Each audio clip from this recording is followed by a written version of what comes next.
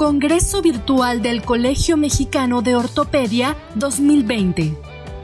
El doctor Efraín Farías Cisneros es médico cirujano egresado de la Facultad Mexicana de Medicina, Universidad La Salle, maestro en Ciencias Médicas y doctor en Ciencias Médicas, programa de maestría y doctorado en Ciencias Médicas, Odontológicas y de la Salud, UNAM, Cirugía Ortopédica, Hospital Español UNAM, Cirugía de mano y reconstructiva de extremidad superior y microcirugía, 2011-2013, Instituto Nacional de Rehabilitación, UNAM, 2015-2017, Christine McLernan Institute, University of Lausanne. Es miembro de Sociedad Mexicana de Cirugía de Mano y Microcirugía, Asociación Mexicana de Cirugía de la Mano, Colegio Mexicano de Ortopedia, Cuerpo Médico ABC, Asociación Médica del Hospital Español, American Society for Surgery of the Hand, Asociación Argentina de Cirugía de Mano y Reconstructiva del Miembro Superior, Sociedad Internacional de Cirugía Ortopédica y Traumatología. El doctor Farías hablará sobre anatomía quirúrgica y alteraciones biomecánicas en fracturas de escafoides. Hola, ¿qué tal? Agradezco al Colegio Mexicano de Ortopedia y su mesa directiva, así como al doctor Alejandro Espinosa, titular del capítulo de mano y muñeca, su invitación para dar esta plática. Las fracturas de escafoides representan el 1% de las fracturas del esqueleto. Estas ocurren predominantemente en hombres entre la tercera y cuarta décadas de la vida. En 1991, Barton estimó una prevalencia de 35 fracturas por 250,000 habitantes. 20 años más tarde, se estiman 125 fracturas por el mismo número de habitantes en el mundo occidental, posiblemente por el aumento de los accidentes y la mejoría en los métodos diagnósticos. En cambio, la proporción de la localización anatómica no ha variado. El 60% de las fracturas se producen en la cintura, mas sin importar su localización, se estima que cerca del 30% estarán desplazadas. La descripción de la forma del escafoides ha cambiado a lo largo de los siglos. Nave griega, barcaza, no es de la India. Aún sin ponernos de acuerdo, lo cierto es que su forma es compleja. El aspecto tridimensional asemeja a una elipsoide retorcida, que también puede describirse como una S itálica flexionada. El escafoides es el hueso más radial de la fila proximal del carpo y el segundo en peso después del hueso grande. El eje longitudinal del escafoides se proyecta de cubital a radial y de dorsal a palmar unos 45 grados con respecto al eje longitudinal de la mano. Esto dirige el primer rayo hacia la palma para la oposición. Podemos describir tres partes del escafoides. La sección distal, en azul, tiene una forma ovoide y contiene al tubérculo. La sección media, cóncava medial y convexa lateral, en verde, que incluye la cintura, y un polo proximal tetraédrico.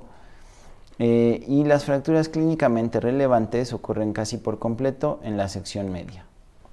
En esta diapositiva apreciamos las superficies articulares del escafoides en diferentes vistas. En amarillo la carilla articular al radio, en azul la carilla articular al semilunar, en rojo la carilla para el grande, mientras que en rosa las carillas para trapecio y trapezoide. En muchas fuentes literarias se indica que la superficie articular del escafoides comprende del 70 al 80%. Sin embargo, de acuerdo con Butler y colaboradores, la cifra correcta es de poco más del 40%. En su anatomía palmar, a la izquierda apreciamos la distribución osteocartilaginosa. A la derecha se observan los ligamentos intrínsecos en rojo y en verde los extrínsecos. Resaltamos por su importancia los ligamentos escafo semilunar, dorsal y palmar, escafo trapezoidal y radioescafo grande. Hablaremos con más detalle del ligamento radioescafo grande. El cuerpo del escafoides descansa sobre el ligamento radioescafo grande, que se origina en la estiloides radial y se inserta en la región palmar del hueso grande, distal al ligamento radioescafo-semilunar. En cuanto a la anatomía dorsal, vemos que en el surco escafoideo se observan los orificios nutricios y proximal a este surco vemos la gran superficie articular del polo proximal. 4 ligamentos intrínsecos se observan por esta cara. Hablaremos con más detalle del ligamento intercarpal dorsal. De acuerdo con Viegas, este ligamento en naranja se inserta en el semilunar antes de llegar al piramidal. Bessel y colaboradores han descrito al ligamento dorsal escafo-semilunar piramidal en rojo como la sección profunda del dorsal intercarpal que crea un tipo labrum para la porción dorsal del hueso grande y que está íntimamente relacionado a las porciones dorsales del escafo-semilunar y semiluno-piramidal. En el aspecto lateral se encuentra el ligamento escafo-trapecio-trapezoidal que, de acuerdo a Esplugas y colaboradores, es el estabilizador dorsolateral de la articulación mediocarpiana. En resumen, el escafoides tiene 5 superficies articulares, 3 partes más tubérculo y cintura, 5 ligamentos intrínsecos y 2 ligamentos extrínsecos, y en negritas se resaltan los más importantes. La importancia del tubérculo radica en que es palpable de forma subcutánea sobre el pliegue palmar distal y sirve como referencia para diversos abordajes quirúrgicos y maniobras de exploración. Además, se recarga en él el flexor carpi radialis, músculo que supina el escafoides y antagoniza su flexión, y también es parte del origen radial del ligamento transverso del carpo. De acuerdo con Tal Leisnig, la vascularidad está dada directamente por ramas de la arteria radial, además de sus ramas dorsal del carpo y palmar superficial. La rama dorsal escafoidea penetrará varios sitios en el dorso del escafoides a lo largo del surco dorsal denudado de cartílago, proximal a la inserción del ligamento dorsal intercarpal. En color rojo vemos que el flujo sanguíneo dorsal al surco dará del 70 al 80% de la vascularidad intraósea del escafoides y de todo el polo proximal, mientras que el 20% restante, representado en color azul, corresponde al tubérculo y será irrigado por vía palmar. En cuanto a la biomecánica, el movimiento funcional de tirar dardos va de extensión radial a flexión cubital. Este ocurre casi por completo en la articulación mediocarpal, mientras que la fila proximal permanece prácticamente estacionaria. El escafoides presenta un mínimo desplazamiento durante este movimiento, como se observa en el diagrama, y la porción proximal del escafoides vista desde palmar está cubierta y estabilizada por el ligamento radioescafo grande. Durante la desviación radial de la muñeca, el escafoides se flexiona y se recarga sobre este ligamento.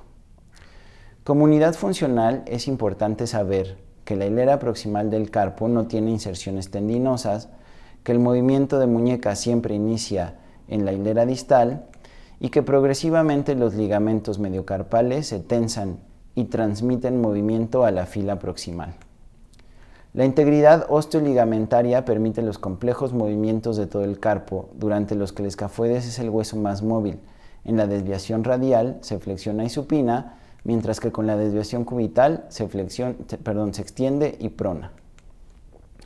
Cuando se presenta una caída sobre la mano en hiperextensión, el tubérculo del escafoides y el ligamento escafo-trapezoide están fijos al suelo. Dorsalmente el radio actúa como un cincel, mientras que palmar el ligamento radioescafo grande ejerce una fuerza opuesta empujando hacia dorsal el polo proximal. Dependiendo de la posición de la muñeca durante una caída, la localización de la fractura puede variar. Es importante tener esto en cuenta, ya que Moritomo y colaboradores describieron 2 patrones de deformidad.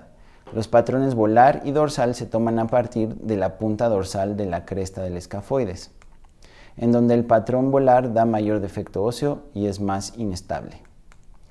En la cinemática carpal existe una tensión en espiral en la fila proximal. Tras una carga axial sobre el tercer metacarpiano, el escafoides tiende a la flexión y supinación, mientras que tanto semilunar como piramidal tienden a la extensión y pronación, deteniendo el escafoides. Debido a esto, tras una fractura de escafoides se produce la deformidad en joroba, y así también se explica la inestabilidad tras una lesión escafo-semilunar.